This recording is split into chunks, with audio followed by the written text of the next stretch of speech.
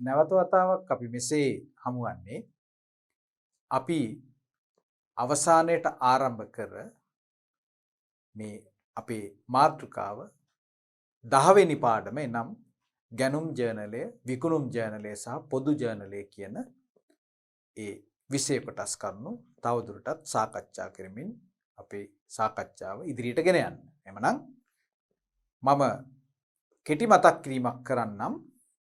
අපි මේකේ පළවෙනි පරිච්ඡේදයෙන් අපි පිවිසුමක් ලබා ගත්තා. මේ හතරවන මූලික සටහන් පොත් විශේෂය වන ගැනුම් ජර්නලය කියන්නේ මොකක්ද කියලා. ගැනුම් ජර්නලයක් පවත්වා ගැනීමේ අවශ්‍යතාවය පැන නගින්නේ කුමන කරුණු නිසාද? ගැනුම් ජර්නලයක් සඳහා අදාළ වන මූලාශ්‍ර ලියවිලි මොනවද?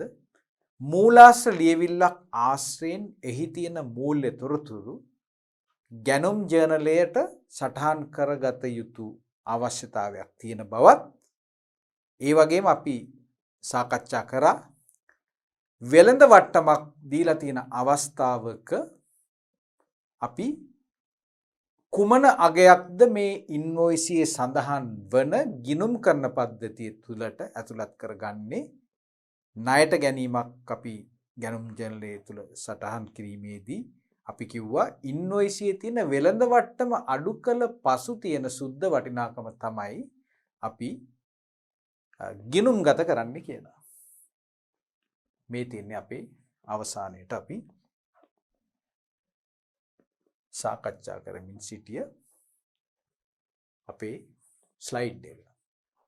මේකේ පෙන්නනවා මේකේ තියෙන වැදගත් කරුණු අපි ලකුණු කරලා තියෙනවා. සුද්ධාගේ වෙළඳ වට්ටම අඩු කරායින් පස්සේ 33480යි. ඊට පස්සේ අපි බලමු අපි ගිණුම්ගත කිරීම කොහොමද සිද්ධ කරන්න කියලා. ඉන්වොයිසියෙහි කොන්දේසි යටතේ 530 සුද්ධ 60 මේ සංකේත වලින් අපි අදහස් කරන්නේ අපි කිව්වා දින 60ක් ඇතුළත ණය බේරුම් කළ යුතු බවත් දින 30ක් ඇතුළත බේරුම් කරන්නේ නම් 5%ක මුදල් වට්ටමක් ලබා දෙන බවත්. සුද්ධ 60 කියලා කියන්නේ උපරිම කාලය මාස 2යි. වට්ටමක් ලබා ගන්න නම් මාසයක් ඇතුළත ගෙවන්න ඕන. අපිට ලැබෙන වට්ටම් වාසිය 5%යි. එමනම් මේ මොකද්ද? මුදල් වට්ටම්.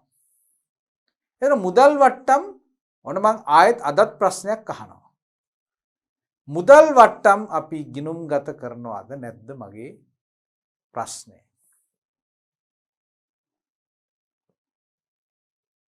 ඉතාමත් නිවැරදි. ඒ කියන්නේ අවධානයෙන් ඉන්නවා පාඩම් නැවත නැවත බලනවා කියන ඒ සංකේතය තමයි ඒ උත්තර දෙන්න පුතාගෙන් අපිට ලැබෙන්නේ. මුදල් වට්ටමක් වෙළඳ වට්ටමකට වඩා වෙනස් විදිහට තමයි අපි ගිණුම් කරන පද්ධතිය ඇතුළත් කරගන්නේ. අපි ඒක ගිණුම්ගත කිරීමක් සිද්ධ කරනවා. ඕගොල්ලන්ට මතක ඇති අපි මුදල් පොත සකස් කිරීමේදී අපි අර වට්ටම් තීරු දෙකක් දාගත්තා. ඊට පස්සේ වම් පැත්තේ අපි කිව්වා අර ණයගැතියොන්ගෙන් මුදල් ලැබෙනකොට එයාට අපි දෙන ඩිස්කවුන්ට් එක තමයි අපි වම් පැත්තේ හර පැත්තේ අපි පෙන්වන්නේ දුන් වට්ටම් කියලා. ඒ ආකාරයෙන්ම අපි සමාවෙන්න ණයගැතියන්ගෙන් අපිට මුදල් ලැබෙනවා කියලා කියන්නේ වත්කමක් ඉහළ යනවා. ඉහළ යන විට අපිට ලැබෙන්නේ ණයගැතියගෙන් ලැබෙන්න ඕන මුදලට වඩා අඩු මුදලක් ලැබෙන්නේ 5%ක් අඩුවෙන්. ඒක නිසා ලැබෙන මුදල් තීරුවේ අපි දාන්නේ 5%ක් අඩු කරපසු සුද්ධ මුදල.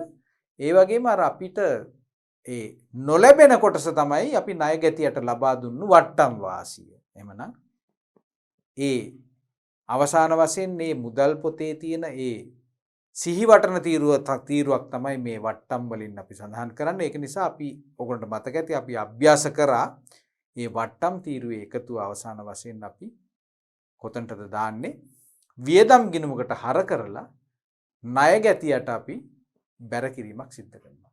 ණය ගැතිය දුන්න මුදල මුදල් කියලා බැර කරන අතර එයාට දුන්න වට්ටම් කියලා ණය ගැති ගිණුම බැර කරලා වට්ටම් ගිණුම හර කරනවා. එහෙමනම් ඔන්න පිළිතුර ලැබුණා.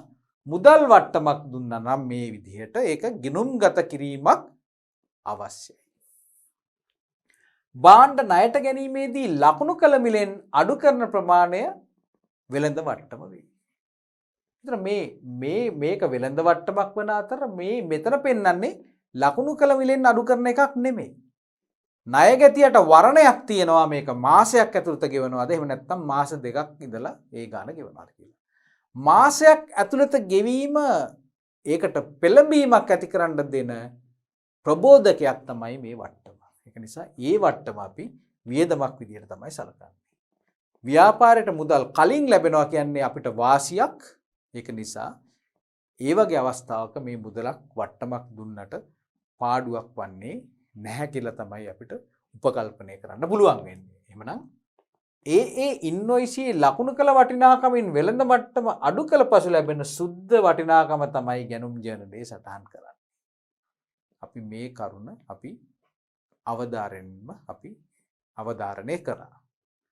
සුද්ධ වටිනාකම තමයි ගැනුම් ජර්නලයට අරන් යන්නේ කියලා අපි මතක තබා ගන්න ඕන. අපි තාම දන්නේ නැහැ මේ ගැනුම් ජර්නලය කොහොමද අපි සකස් කරන්නේ කියලා. එhmenan මෙන්න ඒකට අවස්ථාව අපි දැන් බලමු මේ ගැනුම් ජර්නලයේ කියන මූලික පොත සටහන් කරන ආකෘතිය කුමක්ද කියලා. සමීප දසුනක් කරගෙන අපි මේක බලමු. මේකේ මාතෘකාව විදිහට පෙන්නනවා උඩින්ම ගැනුම් ජර්නලය කියලා. එතකොට මේකේ තීරු 4-5කින් සමන්විත වෙනවා. කොලම්ස්. හරි? පළවෙනි කොලම් එකේ අපි දාන්නේ මේ ගනුදෙනුව සිද්ධ වෙච්ච දවස. ඊට පස්සේ ඉන්වොයිස් අංකය දානවා. ඒ කියන්නේ අපි භාණ්ඩ ණයට ලබා ගන්න විට අපිට ලැබෙන මූලාශ්‍ර ලේඛනයට තමයි අපි කියන්නේ ගැනුම් ඉන්වොයිසිය කියලා. ඒතර ඒ ඉන්වොයිසියේ සීරියල් නම්බර් එකක් තියෙනවා කියලා අපි දැක්කා. ඒතර ඒ නම්බර් එක තමයි මෙතන බලා ගන්න. ඒ නම්බර් එක තමයි මෙතන අපි දාන්නේ ඉන්වොයිස් අංකය කියලා. ඊට පස්සේ මේ ගැනුම් ජර්නලය පුරවන්න මේ අපි කොහෙන්ද මේ තොරතුරු ගන්නෙ? නිවැරදි තොරතුරු තියෙන ලේඛනයට තමයි අපි කියන්නේ මූලාශ්‍ර ලේඛනය. එහෙනම් හොඳට මතක තියාගන්න මේ ගැනුම් ජර්නලයට මේ තොරතුරු අපි ලබා ගන්නේ මූලාශ්‍ර ලියවිල්ල පරීක්ෂා කරලා. මොකද්ද මූලාශ්‍ර ලියවිල්ල? ගැනුම් ඉන්වොයිසියෙන් තමයි මේ තොරතුරු ටික අපි මේ ගිණුම් කරන පද්ධතිය තුල තියෙන වැදගත් ලේඛනයක් වන මේ ගැනුම් ජර්නලය එහෙම නැත්නම් මිලදී ගැනීම දිනපොතේ අපි සටහන් කරන්නේ. ඒතර මෙතන සැපයුම් කරු කියලා කියන්නේ කවුද? මේ භාණ්ඩය එහෙම නැත්නම් මේ භාණ්ඩය අපිට ලබා දෙන පුද්ගලයා අපිට උට තවත් නමක් කියනවා අපේ ණය හිමියා කියලා. මොකද මේ ගැනුම් ජර්නලයට වැටෙන සියලුම ගනුදෙනු අපි තාම පියවපු නැති ගනුදෙනු නිසා අපි මේක ඉදිරි දාතමකදී තමයි මේක ගෙවන්න ඕන. ඒක නිසා මේ වගේ ගනුදෙනුවක් ඇති වෙන විට අනිවාර්යයෙන්ම අපි ණය ගැතියෙක් බවට පත් වෙනවා. අපේ සැපයුම් කරු අපේ ණය හිමියෙක් බවට පත් වෙනවා. ණය හිමියෙක් බවට පත් වෙනවා කියලා කියන්නේ ව්‍යාපාරයේ ගිණුම් කරන පද්ධතිය තුල අර භාණ්ඩ ටික ලැබෙනකොට ඒක වත්කමක් බවට පත් වෙනවා. මොකද ඒක විකුණලා අපිට ආදායමක් ලබා ගන්න පුළුවන් හන්ද ලාභයක් ලබා ගන්න පුළුවන් හන්ද ආර්ථික වටිනාකමක් අපිට උපයන්න පුළුවන් හන්ද ඒ ලැබෙන භාණ්ඩ ටික අපි දිත්ත සටහන් රීති වලට අනුව වත්කමක් විදිහට අපි ගිණුම් කරන පද්ධතිය වල සටහන් කරන අතරම ඒකේ අනෙකුත් දිත්ත සටහන වන බැර සටහන අපි වර්ගීකරණය කරන්නේ වගකීම් ගිණුමක් විදිහට. ඇයි අපි තාම අපේ සැපයුම් කරුවට ගෙවා නැති නිසා අනිවාර්යයෙන්ම අනාගතයේ දවසක මේ ඉන්වොයිස් එකේ තියෙන ඒ වටිනාකම වෙළඳ වට්ටම අඩු කර පසු තියෙන ඒ සුද්ධ වටිනාකම ගෙවීමට මේ ව්‍යාපාරයේ බැඳීමක් ඇතිවන නිසා ඒ බැර සටහන යන්නේ වගකීම් ගිණුමකට ණය හිමියෝ කියන වගකීම් ගිණුමකට. ණය හිමියෙක් යනු වගකීම් ස්වරූපයේ ගිණුමක් නිසා එමනම් ඒකේ මූලික රූපය වන්නේ බැර සටහනක් තමයි අපි සටහන් කරන්නේ. එමනම් ද්විත්ව සටහන කියලා කියන්නේ මොකක්ද? ද්විත්ව සටහන මීට අදාළ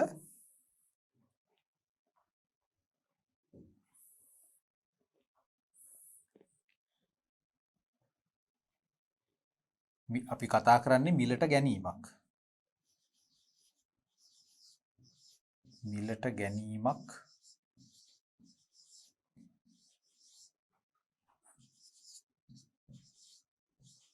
ද්විත්ව සටහන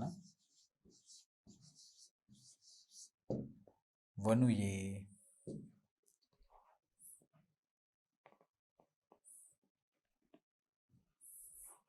අපි කියමු භාණ්ඩ කියලා.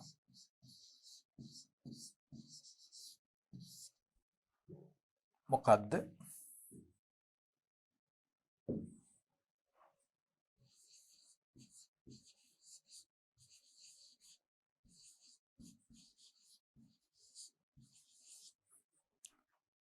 ගැනුම් ගිණුම හර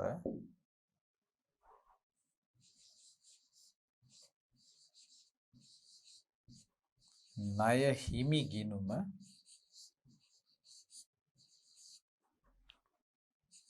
බැර. මේක තමයි මේ ගනුදෙනුව අපි සටහන් කරන ද්විත්ව සටහන. එතකොට මේ පියවරට අපි එන්නේ මේ පියවරෙන් පස්සේ. ගන්ධ අපි ගැලීම් සටහනක් විදිහට මම ඒකත් පෙන්නන්නම්. මේ ගිණුම් කරන පද්ධතිය තුලට මේ වගේ ණයට භාණ්ඩ මිලදී ගැනීමක් අපි කොහොමද අන්තර්ගත කරන්නේ කියන ඒ ෆ්ලෝ chart එකත් මම ඉස්සරහට පෙන්නන්නම්. නිරවුල්ව අපිට මේක තේරුම් ගැනීමේ අවශ්‍යතාවය ඉෂ්ට කර ගැනීම සඳහා. එමනම් සැපයුම්කරු කියලා අපි මෙතන සැපයුම්කරුගේ නම අපි සඳහන් කරනවා. කවුද සැපයුම්කරු කියලා අපි හඳුන ගන්නවා මේ අවස්ථාවේදී. මූලාශ්‍ර ලියවිල්ල ආශ්‍රයෙන් අපි ඒකේ තියෙන අර ඉස්සල එකේ අපි දැක්කේ මං හිතන්නේ සරසි දේශාන් කියලා. මොකද අපි දැන් මේ ගිණුම් කරන පද්ධතිය මෙහෙවන්නේ මේ රශ්මි පොත්වල ඒකේ දෘෂ්ටි කෝණයෙන්. අපි තමයි මේ ව්‍යාපාරේ අපි කියන්නේ රශ්මි පොත්වල. ඒකට අපේ ණය හිමියෙක් බවට පත් වෙනවා දේශාන්. එහෙමනම් මේ ආකෘතිය තුල මෙතනට අපි දාන්නේ කවුද? දේශාන්. දේශාන්ගෙන් තමයි අපි මේක ගන්නෙ. ඊට පස්සේ මෙතන මුලි වටිනාකම කියලා අපි දාන්නේ මේකේ හැටියට නම් කීයක්ද? රුපියල් 33480ක්. මුලින්ම අපි පෙන්වන්නේ 33480යි කියලා. ලෙජර් පිටුව අපි ලෙජරේ මේ දේශාන් කියන ණය හිමියා එයා වෙනුවෙන් අපිට තනි ගිණුමක් අපි නඩත්තු කරනවා. ණය හිමියෝ කියලා අපි පොදු ගිණුමක් නෙමෙයි අපි නඩත්තු කරන්නේ. එක් එක් ණය හිමියන්ට සුවිශේෂී වූ ඔවුන්ගේ නමින් නඩත්තු කරන ගිණුමක් අපි ගිණුම් කරන පද්ධතිය තුල ලෙජරේ තුල අපි ආරම්භ කරනවා දේශාන්ගේ නමින් මේ අවස්ථාවේදී. ඒ ගිණුමේ අපි බැර කරන ප්‍රමාණය තමයි වගකීම තමයි 33480 කියලා කියන්නේ. වෙනත් විදිහකින් කිව්වොත් එහෙම අනෙකුත් අපි තොරතුරු අපි දානවා නම් ඉන්වොයිස් අංකය 120 කියලා අපිට මෙතන දාන්න පුළුවන්. ඊට පස්සේ ගණදෙනුව සිද්ධ වෙන දවසත් අපිට හොයාගන්න පුළුවන් කවද්ද මේක සිද්ධ වෙලා තියෙන්නේ කියලා. ඔව්. මේකේ තියෙන අඩුපාඩුවක් තමයි මේ ගණදෙනුව සිද්ධ වෙන දිනය අපිට දාලා නැහැ. ඇනෝම් කරපු දිනේ නම් දාලා තියෙනවා. අද බොහෝ විට මේවා අද පරිගණක ආශ්‍රිතව තමයි සිද්ධ වෙන්නේ. ඒක නිසා මේ ගණදිනුව සිද්ධ වෙන දිනය බොහෝ විට අපිට හොයාගන්න පුළුවන්. ඒක නිසා ඒ තොරතුරු මේක අපි හිතුවොත් එහෙම දිනය මේ වගේ තියෙන්න පුළුවන් දිනය.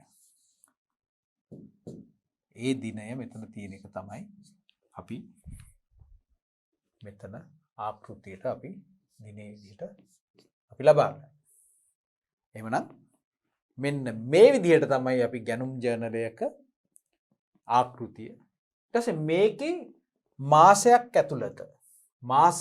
ඇතුළත අවම වශයෙන් ගනුදෙනු සියල්ල මේ විදිහට පහළට මේක පුළුල් කරගනිමින් අපි විවිධාකාරයේ සිද්ධ වෙච්ච ගනුදෙනු ඒ ඉන්වොයිස් අංකයත් එක්ක අපි මේකේ සඳහන් කරගෙන දිගටම ගිහිල්ලා තමයි අපි මාසේ අන්තිමේදී අපි තවත් වැදගත් ක්‍රියාදාමයක් කරන්නේ. එහෙමනම් අපි දැන් උත්සාහ කරමු මේ ගැනුම් ජර්නලය නඩත්තු කිරීම තුලින් අපි මේ ණයට මිලදී ගැනීම ගිණුම් කරන පද්ධතියට හසු කරගන්න ඒ ගැලීම් සටහනක් විදිහට මම ඕගොල්ලන්ට පැහැදිලි කරන්නම්. පෙළපොතේ පෙන්නලා නැතත් අපේ අවබෝධය නිවැරදිව අපිට සිද්ධ කර ගැනීම සඳහා ඒක උපකාරී වෙයි කියලා මම විශ්වාස කරන නිසා. එමනම් මුලින්ම අපි දන්නවා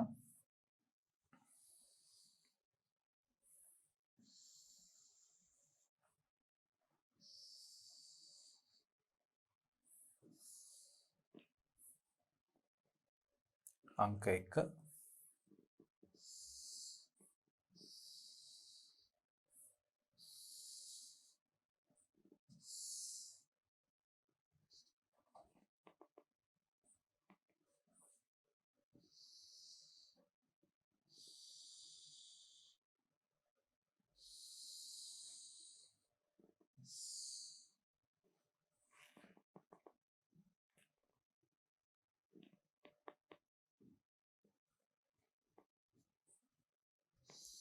මෙතන මම පියවර 4ක් පෙන්නනවා.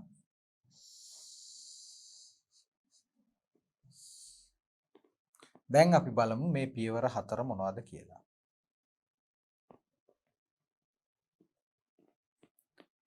පළවෙනි පියවර තමයි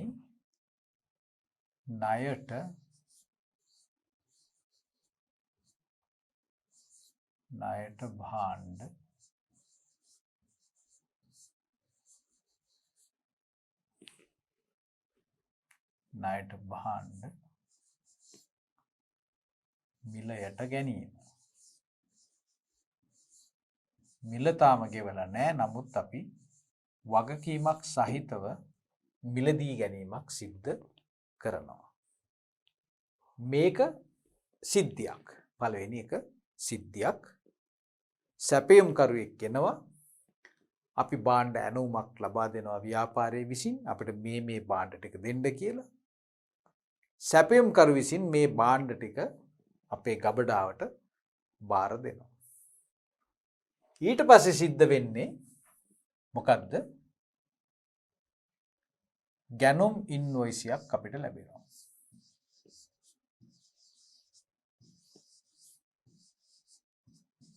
ගැනුම් ඉන්වොයිසයක්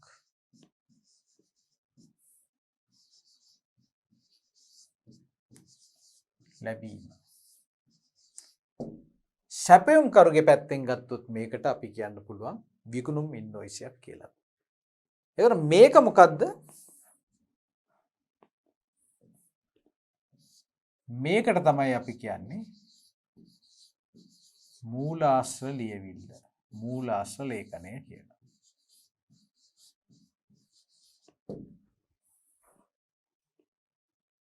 මේකට අපි කියනවා transaction එහෙම නැත්නම් ගනුදෙනුවක් කියලා. ඉංග්‍රීසියෙන් කියනවා transaction කියලා. ව්‍යාපාරයට භාණ්ඩ ටිකක් ලැබෙනවා. වගකීමක් නිර්මාණය වෙනවා අනාගතයේ දවසක පොරොන්දු වෙච්ච පරිදි මේකට අවශ්‍ය ඒ අගය අපි ලබා දෙන්න අපේ සැපයුම් කරුට.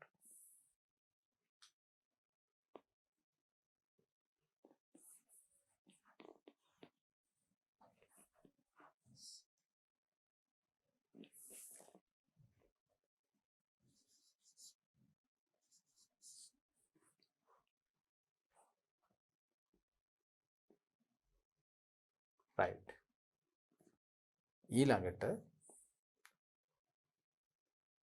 අපි බලමු ඊළඟ පියවර මොකක්ද කියලා.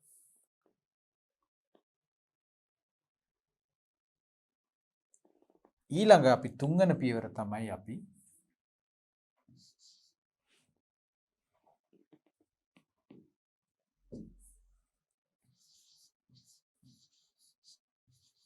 ගැනුම් ජර්නලය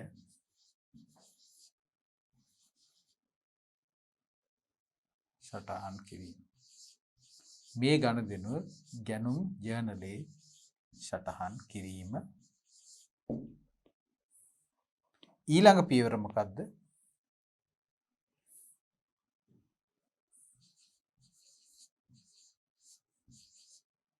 ලෙජරයට මාරු කිරීම. ඊට ලෙජරෙන් තමයි අපි අවසාන වශයෙන්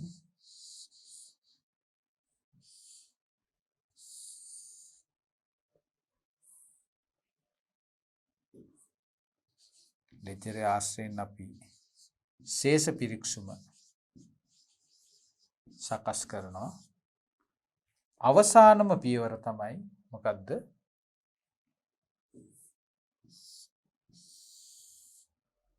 ඒකට අපි කියනවා මූල්‍ය ප්‍රකාශන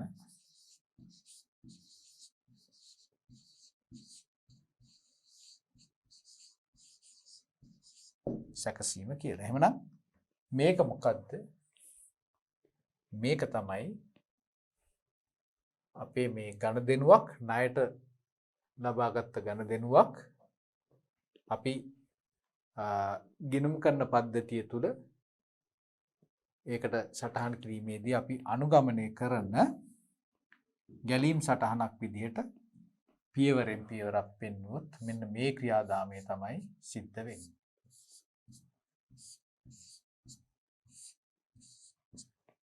අවසාන වශයෙන් අපි මූල්‍ය ප්‍රකාශන සකස් කරනවා. හොඳයි. එතකොට මෙන්න මේ ගැනුම් ජර්නලයේ ආකෘතිය අපි මීට පෙර ස්ලයිඩ් එකකින් අපි ඉගෙන ගත්තා.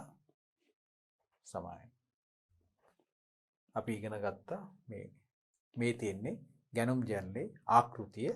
ඊට ඉස්සෙල්ලා ලැබෙන එකේ ආකෘතිය තමයි මේ තියෙන්නේ. ගනුදෙනුව තමයි මෙන්න මේ කියන භාණ්ඩ ටික මිලදී ගන්න ලබා දෙන භාණ්ඩ ඇණවුම.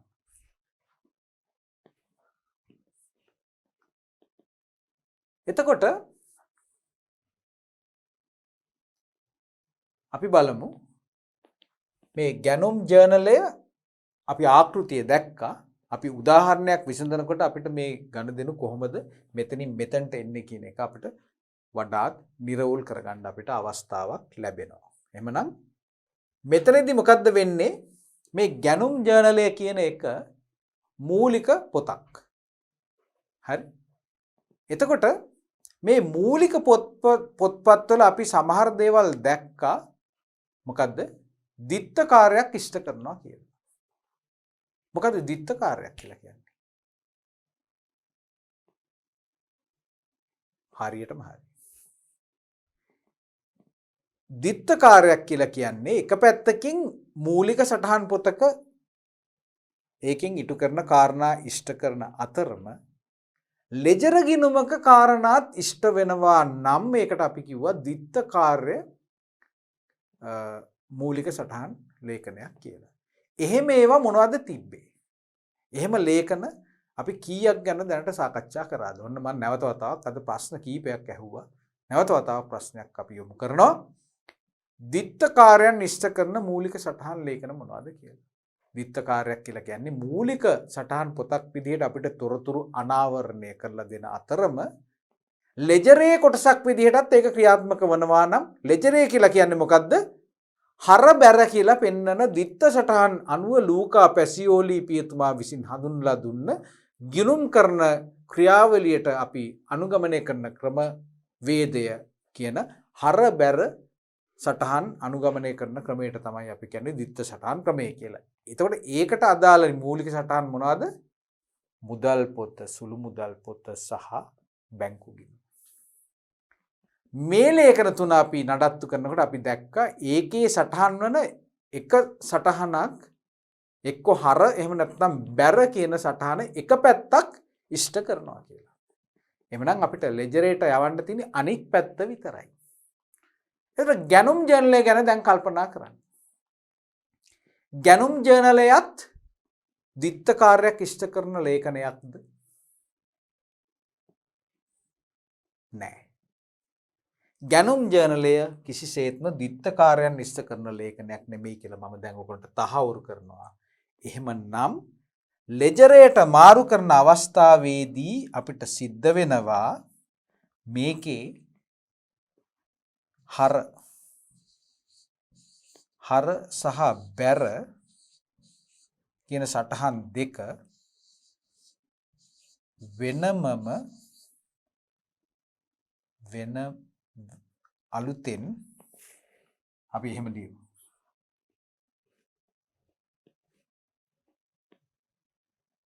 ගිණුම් දෙකක්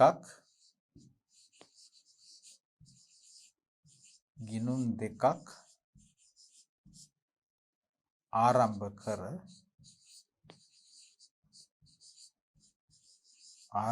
කර සටහන් කිරීමේ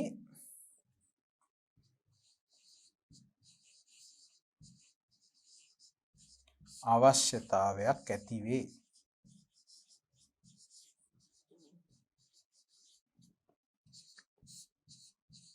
එහෙනම් හොඳින් මතක තියාගන්න හර සටහන පෙන්වන්නත් අපි account එකක් open කරන්න ඕන, බැර සටහන පෙන්වන්නත් account එකක් open කරන්න ඕන. එහෙමනම් මොනවද මේ account? මේ accounts දෙක එහෙම නැත්නම් T accounts දෙක මොනවද? අපි බලමු ඒකත් දාලා. අපි මේ ආකාරයෙන් අපි එහෙමනම් දාමු. මේ accounts දෙක තමයි එකක් තමයි ගැනුම් ගිණුම, අනිත් එක තමයි ණය හිමි ගිණුම. එහෙමනම් හොඳින් මතක තියාගන්න මෙන්න මේ අවස්ථාවේදී ලෙජරයට මාරු කරනවා කියන අවස්ථාවේදී අපි අනිවාර්යයෙන්ම සිද්ධ කරන්න ඕන මෙන්න මේ ක්‍රියාවලිය.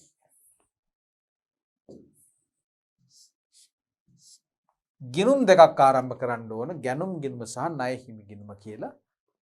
අර අපි ඒ ගැනුම් ජර්නලයේ හඳුනාගත්ත ඒ ණය හිමියාට අදාළ වටිනාකම අපි මෙන්න මේ ආකාරයෙන් ගිණුම් දෙකකට මාරු කරන්න ඕන. දැන් මේ ගැනුම් ගිණුම කියලා කියන්නේ මොකද්ද? මේක අයත් වන්නේ මේක තොග, භාණ්ඩ තොග කියලා කියන්නේ මොකද්ද? ගිණුම් කරන වර්ගීකරණය අනුව වියදම් ගණයට අයත් ගිණුමක්. ඒක නිසා ණය හිමි ගිණුම මොකද්ද? වගකීම් ගණයේ ගිණුමකි.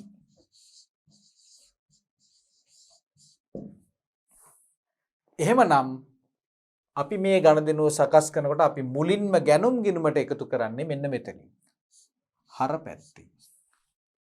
ඒකේ අනෙකුත් සටහන එහෙමනම් ණය හිමි ගිණුමට අපි බැර කිරීමේ අවශ්‍යතාවයක් තමයි ඇතිවන්නේ. හරි? ඊට පස්සේ කාලච්ඡේදයේ අවසානයේදී අපි මොකද කරන්නේ?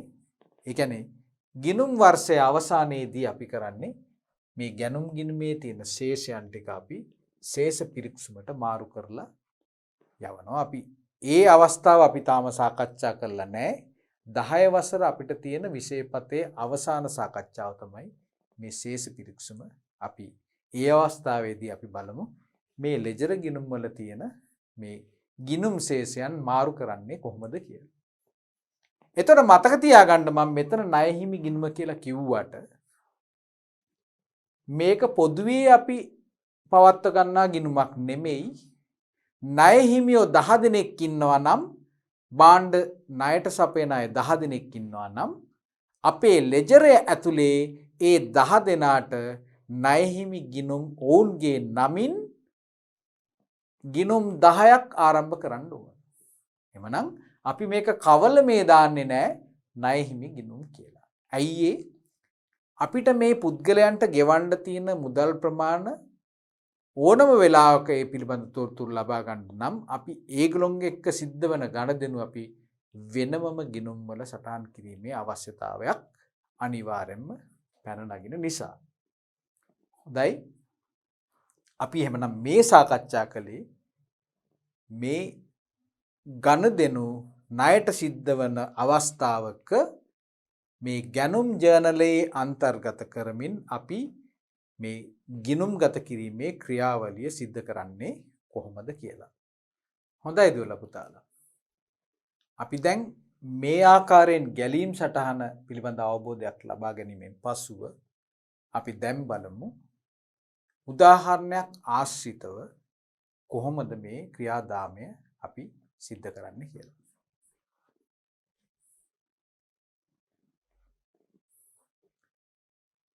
අපි මේක කියවලා බලමු.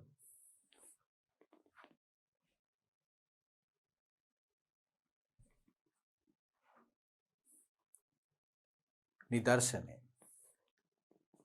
ලිපි ද්‍රව්‍ය මිලටගෙන නැවත විකිණීම සිදු කෙරෙන ලිහිණිගේ ව්‍යාපාරයේ තොරතුරු පහත දැක්කේ. මේකත් ස්ටේෂනරි ෂොප් එකක්. බයින් නැලින් සෙලින් තමයි කරන්නේ. 2021 3යි 1 වන දින ඉන්වොයිස් අංක 115 යටතේ නාමල්ගෙන් මිලදීගත් භාණ්ඩවල ඉන්වොයිසියේ සුද්ධ වටිනාකම රුපියල් 22000කි. සුද්ධ වටිනාකම.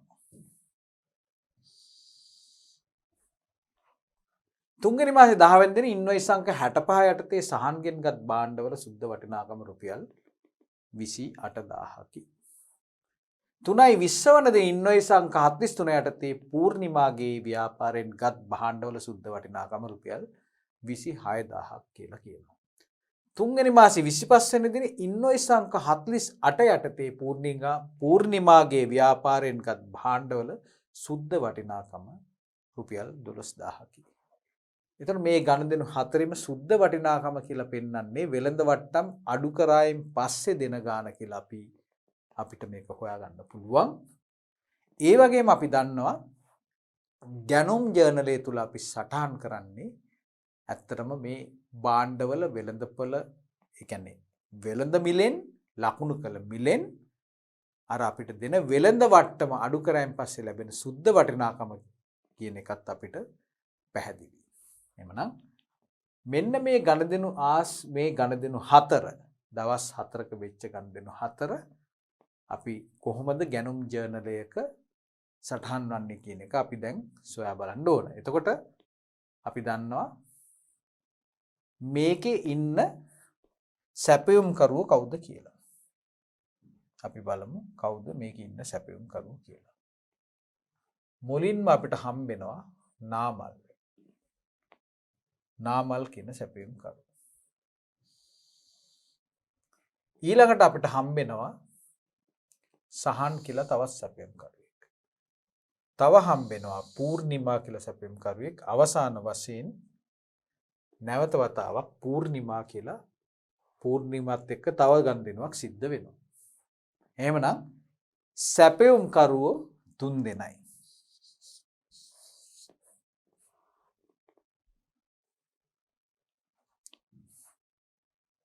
සැපයුම්කරුවන්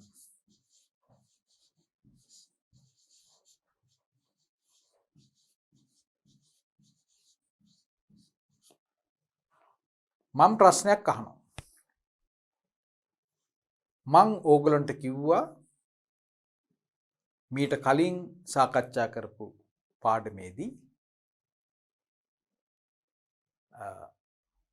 ඒ අනුව අපි ලෙජරේ අපි සැපයුම්කරුවෝ කී දෙනෙක්ගේ ගිණුම් ආරම්භ කරන්න ඕනද?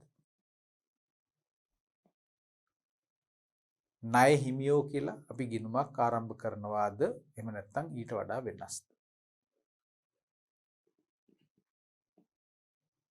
සැපයුම් කරු 3 දෙනයි. හොඳයි. හොඳින් අවබෝධයෙන් ඉන්න බව පේනවා. උත්තර ලැබෙනවා. මොකද මේකේ අපේ ඉන්නේ සැපයුම් කරු 3 දෙනයි. නාමල්, සහන්, පූර්ණිමා. එහෙමනම් ලෙජරේ අපි ගිනුම් 3ක් අපි ආරම්භ කරන්න ඕන මේ විදිහට. නාමල්, සහන් සහ පූර්ණිමා. පූර්ණිමත් එක්ක නැවත නැවත සිද්ධ වෙන ගනුදෙනු අපිට එකම ගිණුමක සටහන් කරන්න පුළුවන් ඒ දිනය යොදාගෙන. හරි. අපි දැන් බලමු කොහොමද මේක ගැනුම් ජර්නලයේ ආකෘතියට අපි මේ ටික දාන්නේ කියලා. එහෙමනම් අපි මේ ආකෘතිය අපිට දැනටමත් අපිට පැහැදිලි. අපිට කොලම්ස් 5කින් අපි මේක පෙන්නනවා. දිනය, ඉන්වොයිස් අංකය, සැපයුම් කරු, මුළි වටිනාකම, ලෙජර් පිටුව. මෙන්න මේ ලෙජර් පිටුව කියලා කියන්නේ ඇත්තටම මෙන්න මේ අපේ මේ ගිණුම් තියෙන නාමල්ගේ නමින් ගිණුමක් තියෙන ලෙජරේ තියෙන ඒ ගිණුමේ පිටුව තමයි මෙතන ලෙජර් පිටුව විදිහට අපි පෙන්නන්නේ. ඒක ව්‍යාපාරයේ ඒක තියෙන ගිණුම තියෙන පිටුව අනුව වෙනස් වෙන පිළිතුරක් තමයි එතන දාන්න ඕන. අපේ ඉගෙනීමේ අවබෝධය සඳහා විතරක් අපි මේක පෙන්නනවා මේ විදිහට. ප්‍රායෝගිකව අපිට මේ පිටුව ලැබෙන්නේ ඒකේ පිහිටීමත් එක්ක තමයි. පොතේ කීවෙන පිටුවද කියන එක. එහෙමනම් අපි බලමු ගනුදෙනු එකින් එක. පළවෙනි ගනුදෙනුව තමයි 3 වෙනි මාසයේ පළවෙනි දින ඉන්වොයිස් අංක 115 යටතේ නාමල්ගෙන් 22000ක සුද්ධ වටිනාකමක්. 3.1 මේ තින් 3.1 ඉන්වොයිස් අංක 115 මේ අවස්ථාවේදී අපේ සැපයුම් කරු වෙන්නේ නාමල්. සුද්ධ වටිනාකම රුපියල් 22000යි. මං කිව්වා වෙළඳ වට්ටම අඩු කරායින් පස්සේ ලැබෙන අවසාන අගය තමයි අපි මෙතනට ගන්නෙ කියලා. මේ ආකාරයෙන්ම අපි ගත්තොත් එහෙම දෙවන ගනුදෙනුව අපි ගැනුම් ජර්නලයට අපි යාවත් කාලින කරන්නේ 3 වෙනි මාසයේ 10 වෙනි දින දාතමින් ඉන්වොයිස් අංක 65 3.10 ඉන්වොයිස් අංක 65 මේ අවස්ථාවේදී අපේ සැපයුම් කරුගේ නම තමයි සහන් කියන එක. එහෙමනම් අපි පැහැදිලිවම සහන් කියලා දාන්න ඕන. ඒකට අපි මේ ගැනුම් ජර්නලයේ එක් සැපයුම් කරු වෙනුවෙන් වෙන වෙනම ගැනුම් ජර්නල අපි එහෙම තියන්නේ නැහැ. හොඳට මතක තියාගන්න. ඒ ණය හිමි ගිණුම් විතරයි පුද්ගලිකව අපි තියන්නේ ඒ නමින්. ගැනුම් ජර්නලය කියලා කියන්නේ මේක පොදු ස්ථානයක්. එහෙමනම් සියලුම සැපයුම් කරුවන් අපි ඒක රාශි කරන්නේ මේ එකම ගැනුම් ජර්නලයක. හොඳින් මතක තියාගන්න. හරි නේද? මේ වගේ 100ක් ඉන්නවා නම් මේ 100කගේම ගනුදෙනු අපිට එකින් එක ණයට සිදුවෙච්ච ගනුදෙනු මෙහෙම පල්ලහැට අපිට ඉඩ අරගෙන මේක නඩත්තු කරගෙන පල්ලහැට යන්න පුළුවන් මාසයක් ඇතුළත සිද්ධ වෙන දේවල්. මාසයක් ඉවරුණායින් පස්සේ තමයි අවම වශයෙන් අපි මේක වහන්නේ. ඊළඟ මාසේ ආපහු ගැනුම් ජර්නලයේ අලුතෙන් අපි පිටුවක පටන් ගන්නවා. හොඳයි. අපි බලමු 3 වෙනි ගනුදෙනුව මොකක්ද කියලා. 3.20 අංක 43 පූර්ණිමා 26000යි. 3.20 අංක 43 පූර්ණිමා 26000යි. සුද්ධ වටිනාකම අපි දාගත්තා. එhmenan අපි අවසාන ගනුදෙනුව මොකක්ද කියලා බලමු. 3.25 48 පූර්ණිමා 12000යි. 3.25 48 පූර්ණිමා 12000යි. ඕගොල්ලන්ට තියෙන්නේ මේ ගානේ දීලා තියෙන තොරතුරු ආශ්‍රයෙන් අපි මේක මේ වගේ ආකෘතියක් අපි ආරම්භ කරලා එක් දිනය ඉන්වොයිස් අංකය සැපයුම් කරුගේ නම මේ වගේ මේ තොරතුරු ටික අපි එතනින් මෙතනට මාරු කරගන්න ඕන මූලාශ්‍ර ලියවිල්ලේ තියෙන තොරතුරු ආශ්‍රයෙන්. පැහැදිලි? මෙන්න ඊට පස්සේ මාර්තු මාසයේ 31 වන දිනට අපි ගැනුම් ජර්නලය පියවන හැටි කොහොමද අපි මේක ක්ලෝස් කරන්නේ කියලා. හරි? එතකොට අපි මෙතන එකතුව අපි මෙතන දාගන්නවා. එකතුව අපි දාගෙන ගැනුම් ගිණුමට හර කළා කියලා දානවා. දැන් ඕගලන්ට මතක් වෙනවද මම ඕගලන්ට කිව්වා මේ ගැනුම් ජර්නලය කියන එක කිසිසේත්ම ද්විත්ව සටහන් ක්‍රමයට හසුවන ලේඛනයක් නෙමෙයි කියලා. ඒක නිසා කිසිම ශිෂ්‍යයෙක් වරදවා වටහා ගන්න එපා මේ එකතුව අර මුදල් ගිණුමේ වගේ හර සටහනක් හෝ බැර සටහනක අවශ්‍යතාවය මේකෙන් සම්පූර්ණ කරනවා කියලා. මේක නාම මාත්‍රික තොරතුරක් පමණයි. මේකෙන් වෙනත් කිසිම ද්විත්ව සටහන් ක්‍රමයට අදාළ අවශ්‍යතාවයක් කිසිසේත්ම මේන් ඉෂ්ට වෙන්නේ නැහැ කියන එක මම නැවත වතාවක් ඕගොල්ලන්ට අවධාරණය කරනවා. එහෙමනම් ගැලීම් සටහනේ අපි කිව්ව ඊළඟ පියවර අපි දැන් මොකක්ද කියලා පරීක්ෂා කරලා බලමු. අපි දැන් කොතනටද ආවේ? අර මූලාශ්‍ර ලියවිල්ලේ තිබ්බ තොරතුරු ටික මාර්ගයෙන් අපි මේ ගණදෙනු ටික ගැනුම් ජර්නලය තුල අපි දැන් සටහන් කරගත්ත ආකෘතියක් ආරම්භ කරලා. එහෙමනම් දැන් මෙතන අපිට මොකද්ද තියෙන්නේ? මේ ගැනුම් ජර්නලයේ සටහන් කරගත්ත ඒ ගිණුම් තොරතුරු ටික දැන් අපි කොතනටද මාරු කරලා යවන්න ඕන? අපේ ලෙජර් ගිණුමට. ලෙජර් ගිණුම කියලා කියන තැන මොකද්ද? එතන මොනවද තියෙන්නේ? එතන ද්විත්ව සටහන් රීතීන් එක්ක තමයි අපි එතන ගණදෙනු සටහන් කරන්නේ. ද්විත්ව සටහන් රීතීන් කියනකොට අපිට අනිවාර්යයෙන්ම සිද්ධ වෙනවා මේ ගණදෙනු අදාළ වන්නේ කුමන වර්ගයේ ගිණුම් වලටද කියන දේ නිර්වුල්ව අවබෝධ කරගන්න.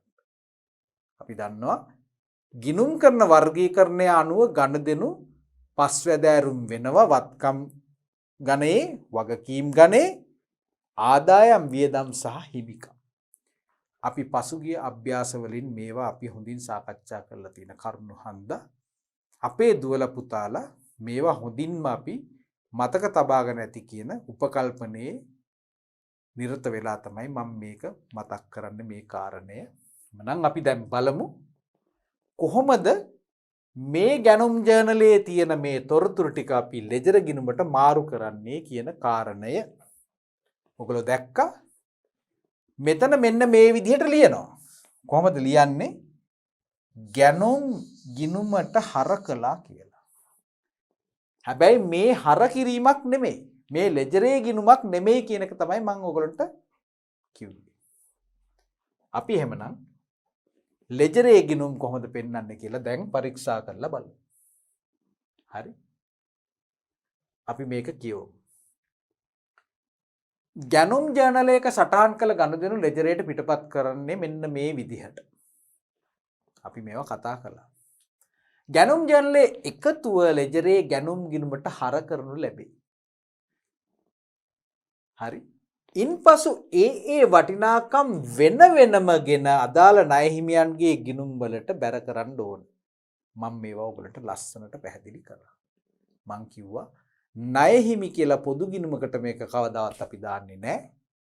අපේ මේ උදාහරණයේදී අපි හොයාගත්ත සැපයුම් කරුවෝ 3 දෙනෙක් ණයට භාණ්ඩ මිලදී ගත්ත. එහෙමනම් ඒ 3 දෙනාගේ නමින් සහන් පූර්ණිමා සහ අනිත් නම මට මතක නැහැ.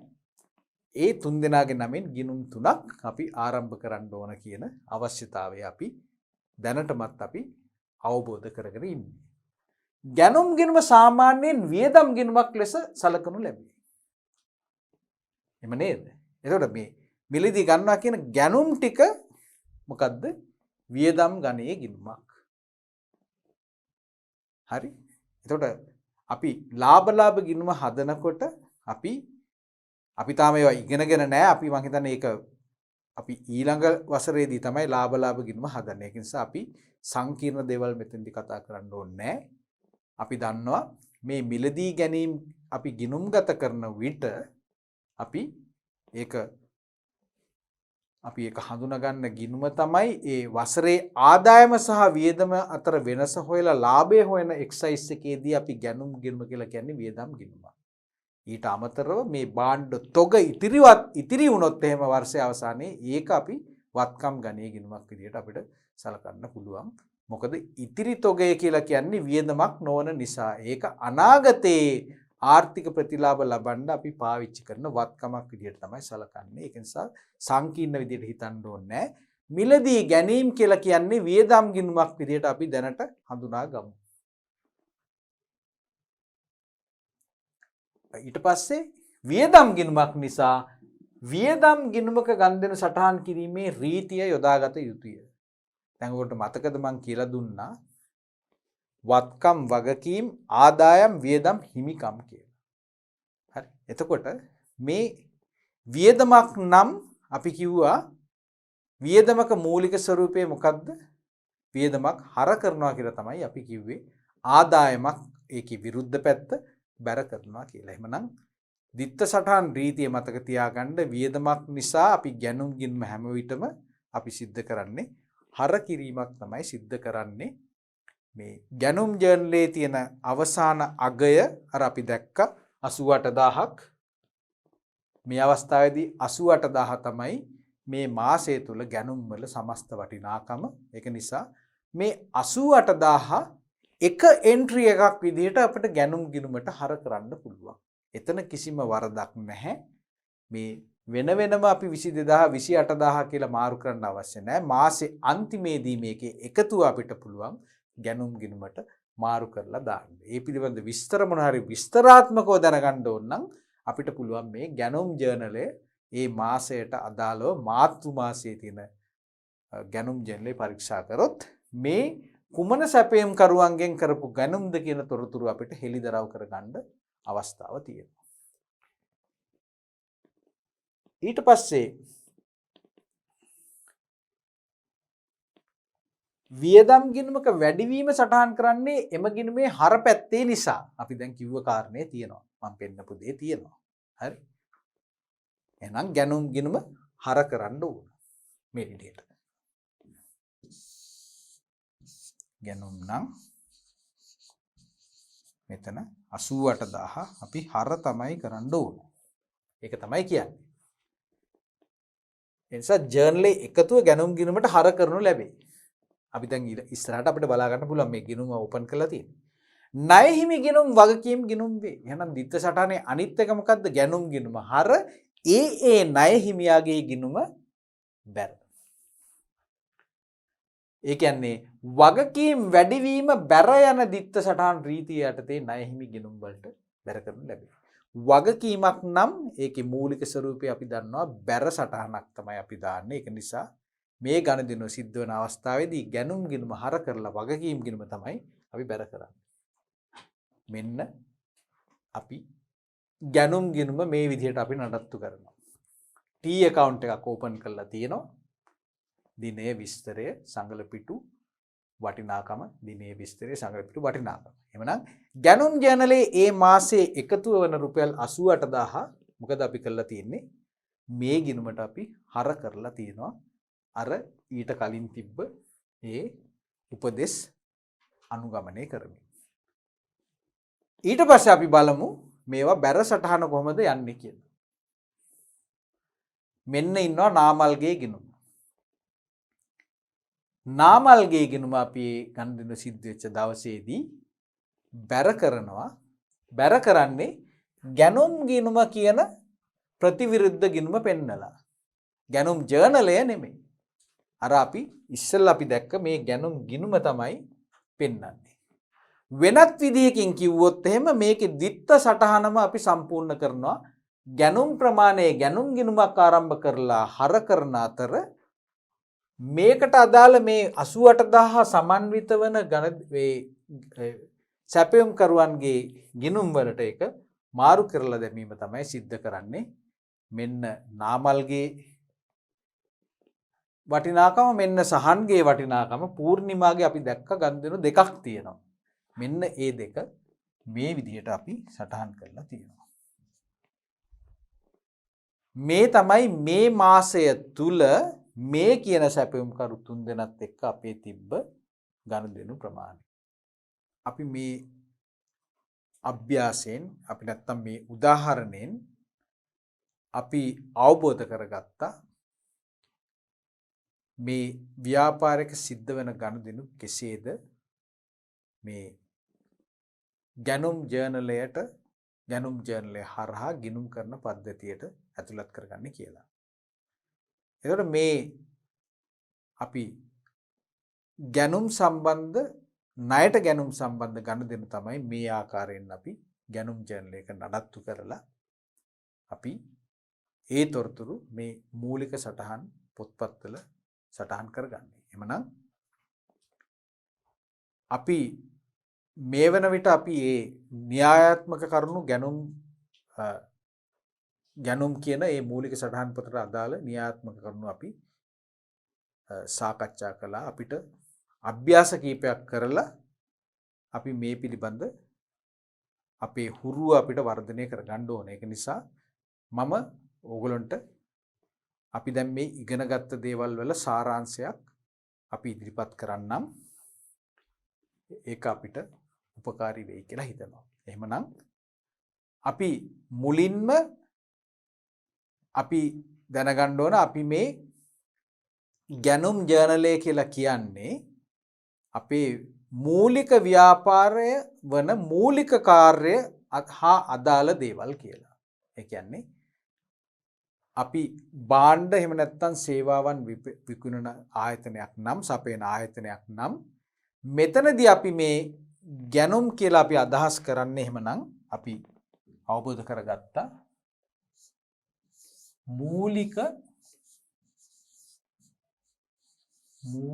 ව්‍යාපාර කටයුත්තට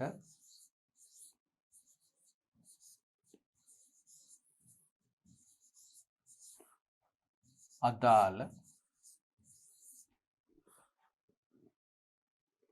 ගනුදෙනු පමණි. දෙවැනි එක තමයි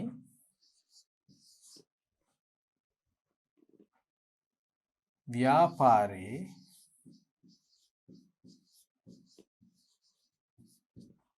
ණයට භාණ්ඩ ගැනීමේ ගනුදෙනු පමණි.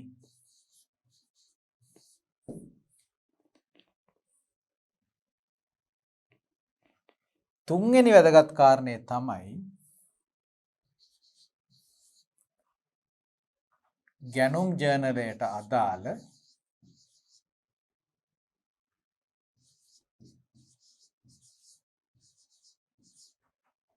අදාළ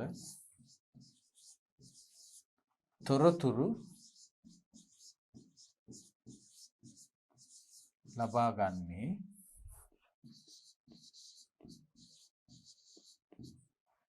ගැනුම් ඉන්වොයිසිය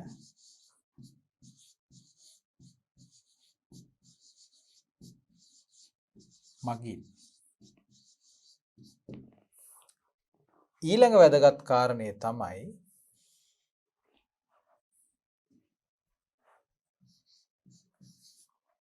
ගෙනුම් ගත කරන්නේ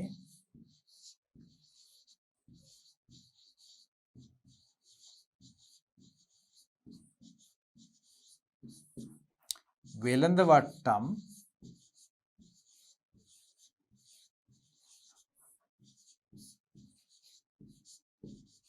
අඩු කළ සුද්ධ අගයයි.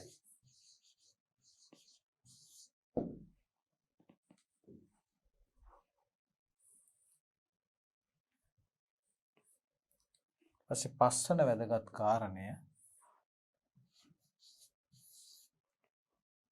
ගැනුම් ජර්නලය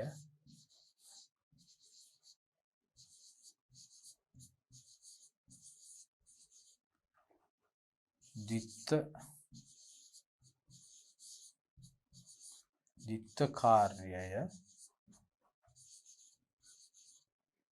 මූලික සටහන් ලේඛනයක්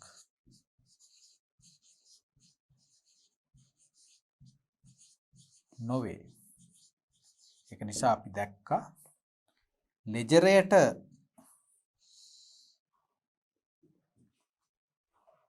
ලෙජර ගිණුමේ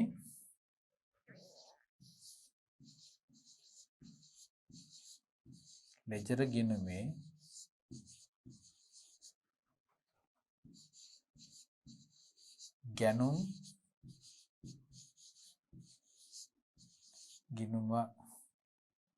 ගිණුමක් ආරම්භ කර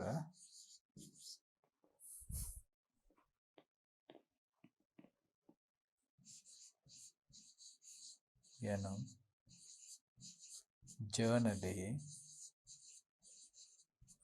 එකතුව හර කරනු ලැබේ.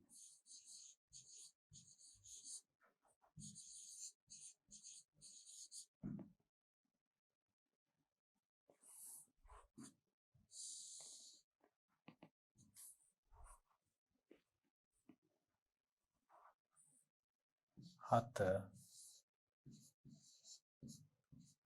ඒ ණය හිමියන්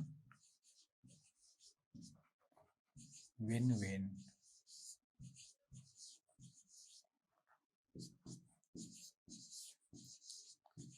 වෙන වෙනම ගිණුම් ආරම්භ කර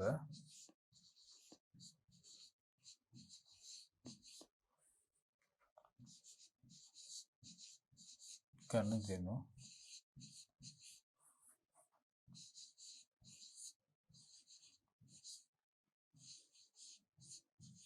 වේ.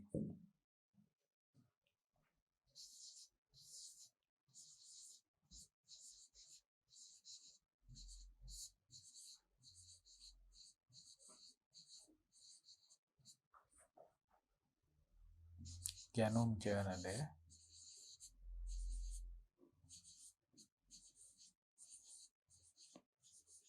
හා ගිණුම්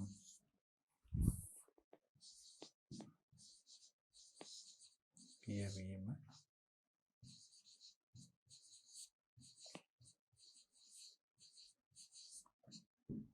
සිදු කෙරේ. එමනම් අපි මෙතෙක් සාකච්ඡා කරපු මේ මාතෘකාව තුල වැදගත් කරුණු තමයි මම මේ විදිහට සටහන් කරේ. අපි බලමු නැවත වතාවක් අපි කියවලා මොනවද මේ වැදගත් කරුණු කියලා. මූලික ව්‍යාපාර කටයුත්තට අදාළ ගනුදෙනු පමණයි මේ ගැනුම් කියලා කියන්නේ. අර ස්ථාවරවත්කම් වැනි දේවල් අපි මේකට අදාළ කරගන්නේ නැහැ. ඒ වගේම ව්‍යාපාරයේ ණයට භාණ්ඩ ගැනීමේ ගනුදෙනු පමණයි අපි ගැනුම් ජර්නලයට ඇතුළත් කරන්නේ. ඒ වගේම ගැනුම් ජර්නලයට අදාළ තොරතුරු ලබා ගන්නේ ගැනුම් ඉන්වොයිසිය මගින්. ඒක තමයි මූලාශ්‍ර ලේඛනය. ගිණුම් ගත කරන්නේ වෙළඳ වට්ටම් අඩු කළ සුද්දාගයයි. ගැනුම් ජර්නලයේ දිත්ත කාර්ය මූලික සටහන් ලේඛනයක් විදිහට අපි සලකන්නේ නැහැ. ලෙජර් ගිණුමේ ගැනුම් ගිණුමක් ආරම්භ කර ගැනුම් ජර්නලයේ එකතුව මාසයේ අවසානයේදී හර කරනු ලැබේ. ඒ ණය හිමියන් වෙනුවෙන් වෙන වෙනම ගිණුම් ආරම්භ කර ගනුදෙනු බැර කළ යුතුය. මාසයේ අවසානයේ ගැනුම් ජර්නලයේ ගිණුම් පියවීම සිදු කෙරේ. මේක තමයි අපි කතා කරපු කරුණු සාරාංශ කරගත්තොත් එහෙම අපි මේ හරහා කරන දේවල්. එhmenan ගැනුම් ජර්නලය පිළිබඳ අපි න්‍යායාත්මක සාකච්ඡාව මෙසේ අවසానයි. අපේ අභ්‍යාස පොතේ තියෙන ක්‍රියාකාරකම් කීපය අපි සම්පූර්ණ කරලා අපිට යන්න පුළුවන් ඊළඟ මූලික සටහන් ලේඛනය වන විකුණුම් ජර්නලයට. එhmenan අද දින සාකච්ඡාව අපි මේ ආකාරයෙන් නිමා කරනවා.